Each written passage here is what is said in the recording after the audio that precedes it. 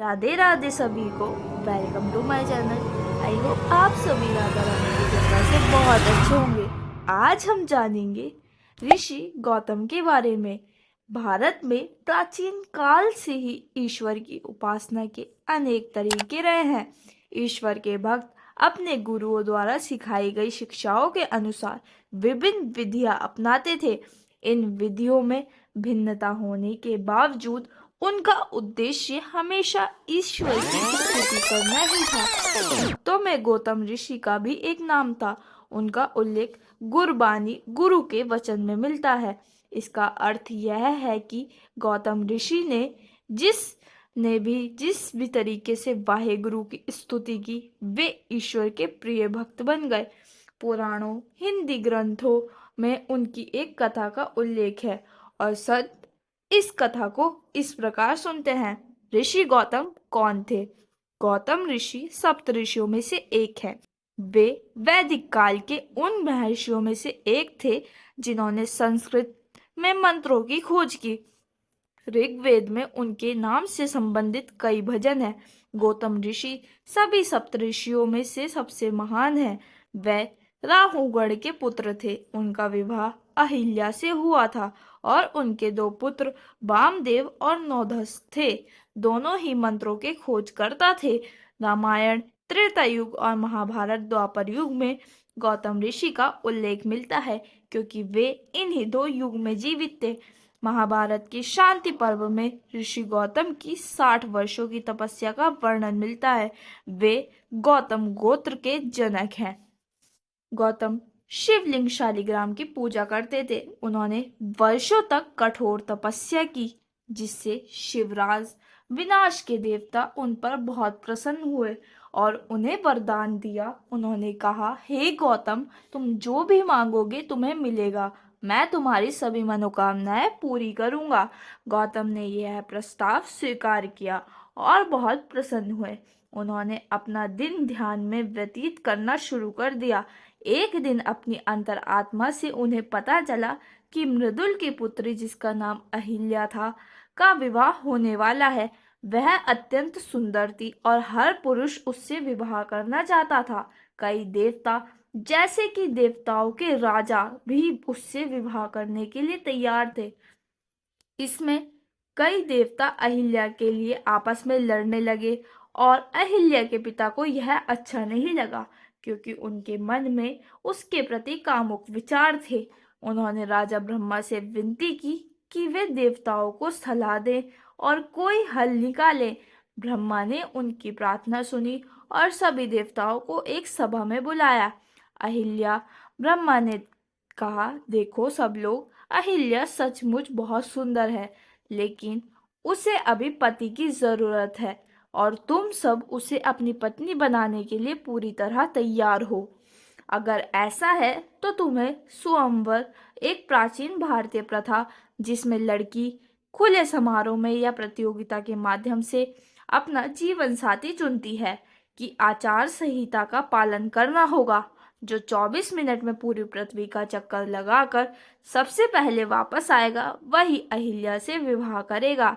यह सुनकर सब चौंक गए, लेकिन अंततः उन्होंने चुनौती स्वीकार कर ली। ब्रह्मा और इंद्र के पुत्रों को भी पूरा विश्वास था कि वे इस चुनौती को जीत लेंगे। उन्हें लगा कि यह चुनौती काफी आसान है।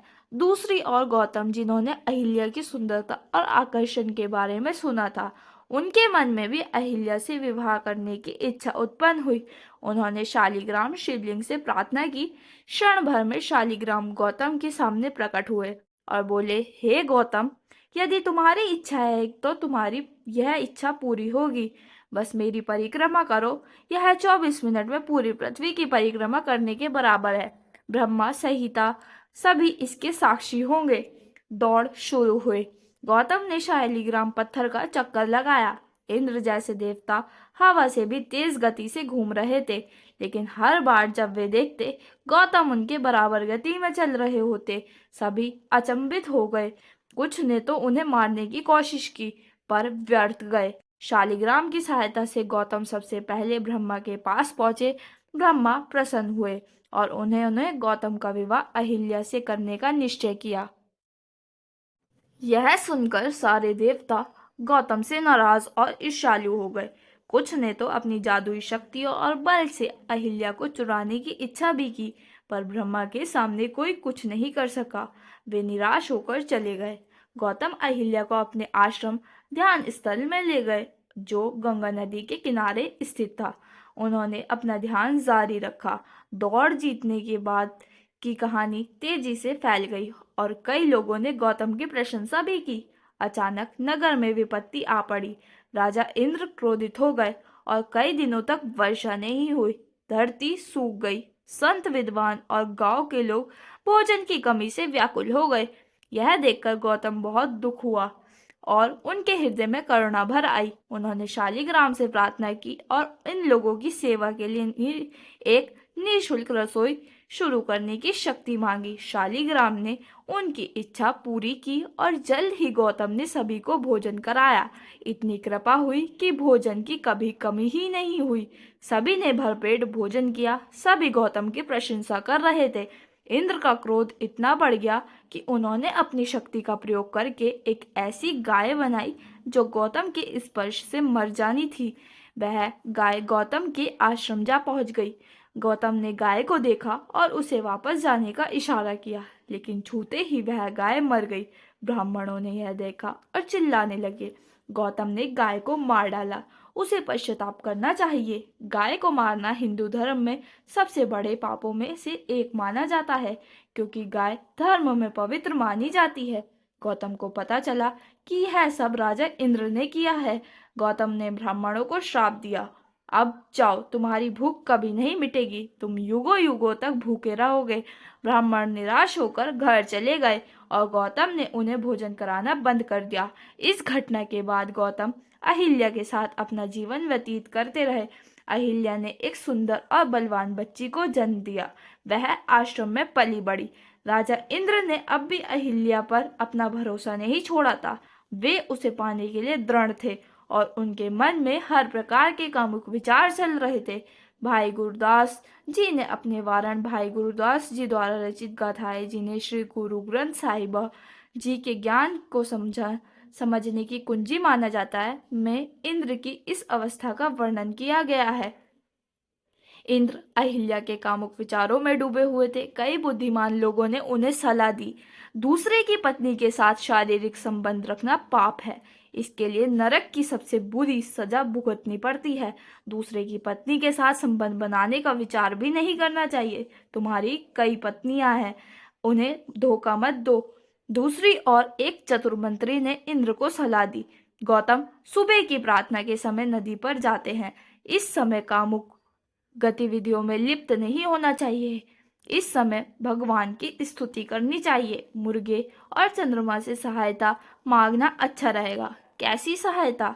इंद्र ने हड़बड़ी में पूछा। मंत्री ने कहा, मुर्गे की बांग से गौतम जाग जाते हैं और जब चंद्रमा निकलता है तो गंगा नदी में स्नान करने जाते हैं। यदि मुर्गे की बांग और चंद्रमा का उदय एक साथ हो तो गौतम जाग कर नदी पर चले जाएंगे। यह तुम्हारे लिए शुभ समय रहेगा। यह तो बहुत अच्छा विचार है। मैं अब मुर्गे और चंद्रमा से मदद मांगूंगा। मैं उनसे बात करूंगा, वे मेरी मदद जरूर करेंगे। इंद्र ने कहा। इंद्र ने उन्हें सब कुछ बताया और वे उसकी मदद करने के लिए तैयार हो गए।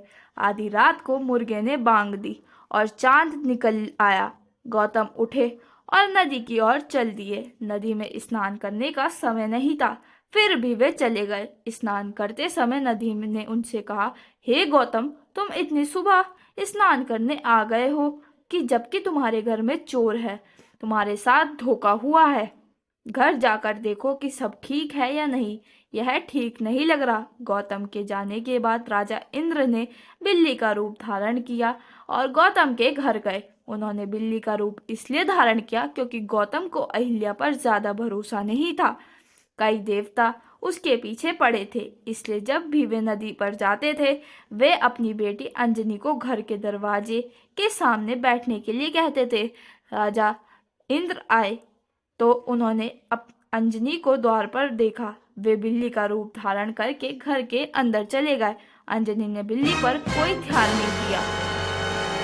अंदर आते ही इंद्र गौतम के रूप में बदल गए। अहिल्या को पता नहीं चला कि वास्तव में इंद्र ही हैं और उन्होंने उससे प्रेम करना शुरू कर दिया। जब गौतम घर लौटे तो उन्होंने अंजनी से पूछा, अंदर कौन है? गौतम क्रोधित और बेचैन थे। मजार।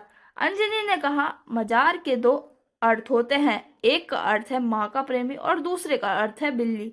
गौतम अंदर गए और उन्होंने देखा कि गौतम के रूप में इंद्र अहिल्या के बगल में लेटे हुए हैं। गौतम क्रोधित हो गए। उन्होंने शालिग्राम की याद आई और उन्होंने इंद्र को श्राप देते हुए कहा, इंद्र, तूने क्षणिक सुख के लिए पाप किया है। तेरे शरीर 1000 योनियों से ढक जाएगा। तू अपने पापों का फल भोगेगा। इंद्र भयभीत हो गए। उनका शरीर बदलने लगा और योनियां प्रकट होने लगी। लज्जा से वे अपना शरीर छिपाने लगे। फिर गौतम ने चंद्रमा को श्राप देते हुए कहा, तू धर्मात्मा था, तूने संसार को प्रकाश दिया। तूने इस पापी की सहायता की, इसलिए तू सदा पूर्णिमा नहीं रहेगा। तू घटता बढ़ता रहेगा और महीने में केवल एक बार ही पूर्णिमा होगा। गौतम ने मुर्गे की ओर देखकर उसे श्राप दिया, कलयुग में तू सुबह देर से भाग देगा और कोई तुझ पर विश्वास नहीं करेगा। एक बार जब उन्होंने सबको श्राप दे दिया तो अब उन्होंने अहिल्या की ओर देखा। उन्होंने उसे शाप देते हुए कहा, अहिल्या, तुम एक निष्ठावान पत्नी थी, लेकिन अब तुमने अपनी बुद्धि खो दी है। तुम अपने पति और दूसरे पुरुष में अंतर नहीं कर सकी। तुम पत्थर की तरह पड़ी रही। आ जाओ, तुम पत्थर का रूप धारण करोगी और कभी मुक्त नहीं हो पाओगी। कलयुग में नारीत्व कमजोर होगा। यह सुनकर अहिल्या ने हाथ जोड़कर विनती की, हे पति, यह मेरी गलती नहीं है। उन्होंने आपका रूप धारण किया और मैंने केवल आपको देखा। मुझे धोखा दिया गया। मैं आपके प्रति निष्ठावान। तब गौतम ने कहा, तुम तब तक पत्थर की ही रहोगी जब तक श्री रामचंद्र त्रेता युग के अवतार इस संसार में जन्म नहीं लेते। जब उनके चरण तुम्हें स्पर्श करेंगे तो तुम पुनः स्त्री रूप धारण कर लोगी और मुक्त हो जाओगी। अहिल्या आश्रम छोड़कर नदी किनारे चली गई। वे पत्थर में परिवर्तित हो गई।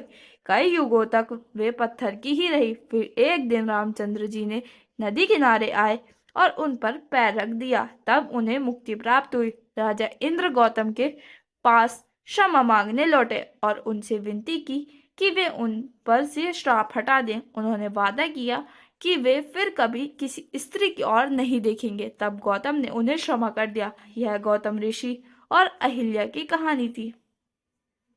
ऐसी और वीडियोस के लिए हमारे चैनल के साथ जुड़े रहिए। वीडियो अच्छी लगी है, वीडियो को लाइक, कमेंट, शेयर, चैनल को सब्सक्राइब करना ना भूलें। राधे राधे।